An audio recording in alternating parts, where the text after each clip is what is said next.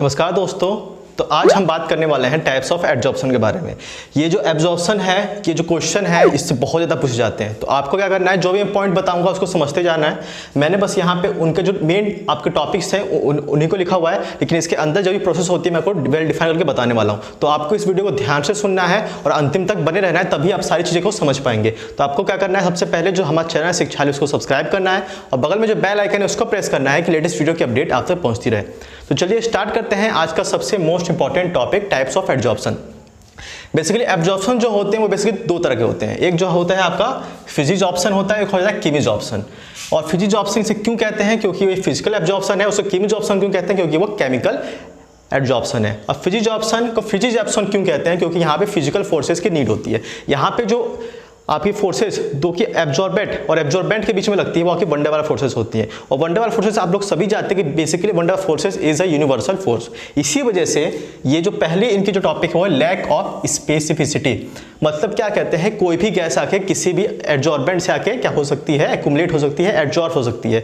यहाँ पे ये नहीं हो सकता कि आप मेरे साथ बॉन्ड नहीं बना सकते, आप मेरे साथ बॉन्ड नहीं बना सकते, क्योंकि यहाँ पे बॉन्ड फॉर्मेशन तो हो ही नहीं रहा है। बस यहाँ पे क्या होता है, दो मॉलिक्यूल्स के बीच में क्या होता है, वन डे वाला फोर्सेस यहाँ पे एक्ट करती हैं। इसीलिए ये क्या होती है, कोई भी लैक ऑफ स्पेसिफिसिटी होती है। लेकिन अगर हम केमिकल एब्जॉर्प्शन की बात करें तो यहाँ पे हाई स्पेसिफिसिटी होती है। इससे क्यों होता है, क्योंकि यहाँ पे केमिकल बॉन्ड का फॉर्मेशन होता है। अब केमिकल बॉन्ड फॉर्मेशन कैसे होता है, अगर हम ऑक्सीजन की बात करें तो ऑक्सीजन उसी के साथ रिएक्ट करेगा जिसके साथ वो ऑक्साइड बना सके, और हाइड्रोजन उसी के साथ रिएक्ट करेगा जिसके साथ वो हाइड्राइड बना सके। तो इसीलिए क्या हो सकते हैं, ये हाईली स्पेसिफिक होते हैं। यहाँ पे कुछ ही गैसेस कुछ ही तरह के एब्जॉर्बेंट के साथ रिएक्ट करती हैं और उनके सरफेस पे जाके एक्युमुलेट होती हैं। लेकिन फिजिजॉर्प्शन में ऐसा कुछ नहीं है, कोई भी गैसेस आके किसी भी एब्जॉर्बेंट के साथ रिएक्ट कर सकती हैं और वहाँ पे एक्युमुलेट हो सकती हैं। अब हम बात करते हैं नेचर ऑफ एब्जॉर्बेट। अब नेचर ऑफ एब्जॉर्बेट कैसे डिपेंड करता है, अगर आपका एब्जॉर्बेट आपका फाइनली डिवाइडेड है तो वहाँ पे ज़्यादा एब्जॉर्प्शन होगा, अगर वो सॉलिड है तो वहाँ पे ज़्यादा होगा, लिक्विड है तो वहाँ पे कम होगा। ठीक है, लेकिन अगर केमिजॉर्प्शन की बात करें तो वहाँ पे मैक्सिमम सॉलिड्स को ही हम यूज़ में लाते हैं। आगे बात करते हैं रिवर्सिबल नेचर।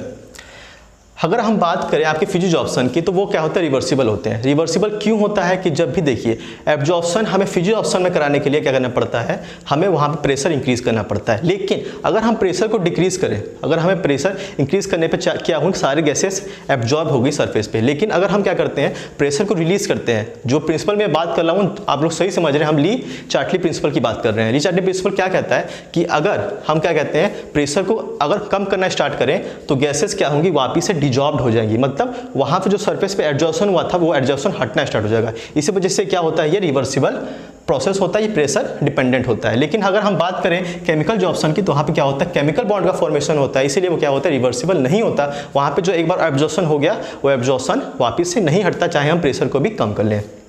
अब हम आगे बात करते हैं आपके सरफेस एरिया पे। सरफेस एरिया का कंसेप्ट सबको पता है, बहुत बार लोगों ने पढ़ा है कि maximum the surface area maximum the absorption. यहाँ पे अगर फाइनली डिवाइडेड चारकोल है तो वहाँ पे ज़्यादा मैक्सिमम होगा, और फाइनली डिवाइडेड चारकोल नहीं है तो वहाँ पे कम एब्जॉर्प्शन होगा। सेम चीज़ें क्या है फिजिजॉर्प्शन में भी है। फिजिजॉर्प्शन में भी फाइनली डिवाइडेड कोई अगर आपका एब्जॉर्बेंट है तो वहाँ पर ज़्यादा क्या होगी, चीज़ें वहाँ पर जाके एब्जॉर्ब होंगी। अब हम बात करते हैं इंथैल्पी ऑफ एब्जॉर्प्शन। बेसिकली अगर हम बात करें तो फिजिजॉर्प्शन क्या है कि एक्सोथर्मिक प्रोसेस है। ठीक है, वहाँ पे हमेशा क्या होती है, एनर्जी रिलीज होती है। लेकिन इसकी जो इंथैल्पी होती है मतलब वो काफ़ी लो होती है, वो 20 से 40 किलो जूल पर मोल होती है। मतलब कम टेम्परेचर पे ही आपकी जो अच्छे से फिजिजॉर्प्शन हो पाता है। लेकिन अगर हम टेम्परेचर बढ़ाएं तो क्या हुआ, अगर हम फिजिजॉर्प्शन में टेम्परेचर को ग्रेजुअली इंक्रीज करते जाते हैं तो क्या होता है, फिजिजॉर्प्शन की जो टेंडेंसी होती है वो घटती जाती है। मतलब फिजिजॉर्प्शन क्या होता है, कम होना स्टार्ट हो जाता है। लेकिन यही बात अगर कीमिजॉर्प्शन में करें तो वहाँ पे जो इसकी इंथैल्पी होती है वो काफ़ी हाई होती है। क्योंकि ऐसा क्यों होता है कि अगर दोनों के बीच के और कोई एटम या कोई गैसेस को हम किसी चीज़ पे एब्जॉर्ब कर रहे हैं तो पहले हमको ये चाहिए कि उनके बीच का बॉन्ड टूटे। तो उसका बॉन्ड तोड़ने के लिए हमें उसकी इंथैल्पी क्या होती है, हमेशा हाई होती है। और अगर हम टेम्परेचर को इंक्रीज करते जाते हैं तो इसकी टेंडेंसी भी एब्जॉर्प्शन की इंक्रीज होती जाती है। लेकिन फिजिजॉर्प्शन में क्या होती है, डिक्रीज होती जाती है। अब एक और बात करते हैं हम कि इसमें से मल्टी लेयर कौन है और यूनी लेयर कौन है। हमको आपको ये पता है कि यहाँ पे वन डे वाल फोर्सेस यहाँ पे क्रिएट हो रही है। तो वन डे वाल फोर्सेस तो यूनिवर्सल फोर्सेस हैं। तो यहाँ पे क्या होता है फिजिजॉर्प्शन में कि एक के ऊपर दूसरी लेयर क्या होती है, क्योंकि वन डे वाल फोर्सेस बेसिकली एक जो गैसेस एटम है उसके अंदर भी काम करती हैं। तो अगर हम बात करें तो एक लेयर के ऊपर एक लेयर, जैसे एक सॉलिड सरफेस है उसके ऊपर एक लेयर आके एब्जॉर्ब हुई तो उस लेयर के ऊपर भी एक लेयर और आके एब्जॉर्ब हो सकती है। लेकिन अगर हम केमिकल एब्जॉर्प्शन में बात करें तो एक बार जो केमिकली वहाँ पे बाउंड हो गया तो वहाँ पे फिर दूसरी केमिकली बाउंड होने के लिए जगह ही नहीं बचती। तो केमिकल एब्जॉर्प्शन में जो भी लेयर बनती है आपकी यूनी लेयर बनती है, लेकिन अगर फिजिकल एब्जॉर्प्शन की बात करें तो वहाँ पे मल्टी लेयर आपकी एब्जॉर्बेंट होते हैं। तो यही चीज़ें थी आज के लिए। आपको एनसीईआरटी के अंदर भी जाएंगे तो मैंने एनसीईआरटी के सारे जितने टॉपिक थे वो सारे कवर कर लिए हैं। इससे ज़्यादा एनसीईआरटी में कुछ भी नहीं है। इंथैल्पी भी है तो वो उसमें ज़्यादा बढ़ना नहीं है, लेकिन आगे जब मैं आपको फ्रेंडलिश आइसोथर्म पढ़ाऊंगा तो वहाँ पे चीज़ें आपकी और क्लियर हो जाएंगी। तो आज के लिए बस इतना ही। Thank you, have a good day.